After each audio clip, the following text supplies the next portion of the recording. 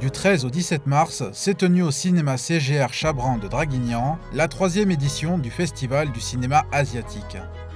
Un événement organisé par Entre Toiles, une association de passionnés de cinéma d'auteur dont l'objectif est d'étendre sa disponibilité dans la région et de faciliter l'accès au cinéma international autre que le mastodonte américain.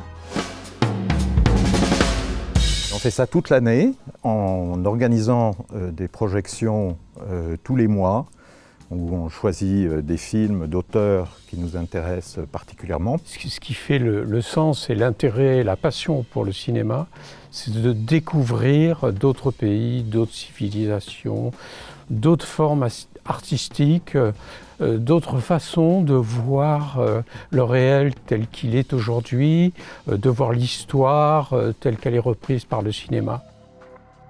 Dû au faible nombre de festivals du cinéma de cette trempe en France, l'équipe d'Entre Toiles s'est interrogée quant à l'éventuelle réception des spectateurs dracénois.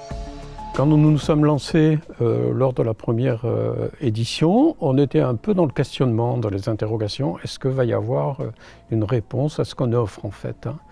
Et bien la réponse, ça a été que oui, c'est-à-dire que les fréquentations publiques ont été très bonnes.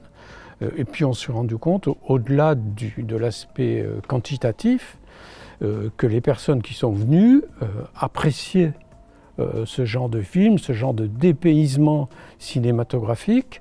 Et puis ça permet après, bien sûr, d'en discuter, d'échanger, en quelque sorte de partager cette découverte. Des retours positifs également dus à la sélection de films présentés, visionnés et soigneusement choisis par chaque personne de l'équipe d'Entre Toiles dans l'optique de fédérer le plus de spectateurs possible, y compris le jeune public trop souvent absent des cinémas art et essai.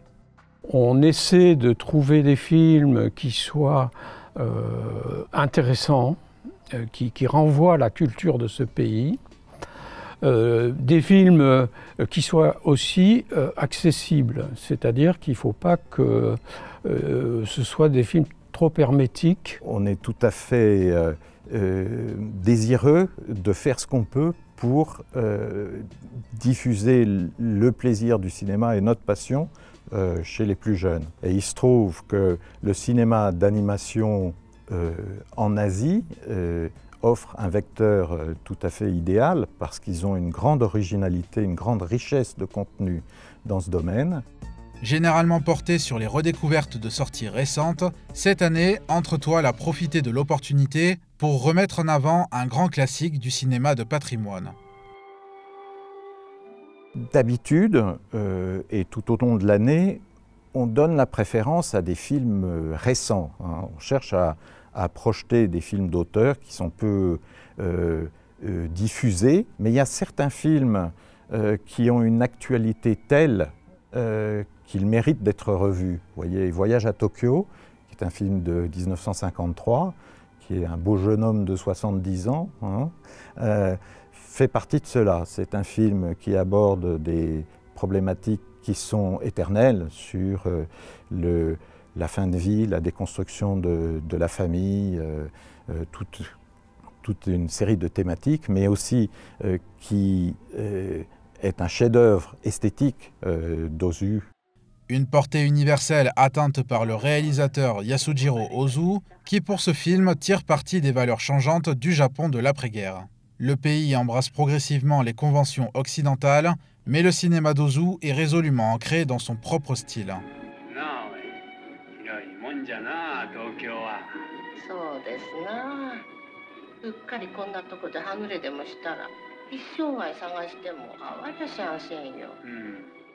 Voyage à Tokyo est une peinture d'un cycle de vie dans un monde en constante évolution. Une représentation très humaine sous le regard d'un réalisateur qui constate, dépourvu de jugement tranchant envers ses personnages.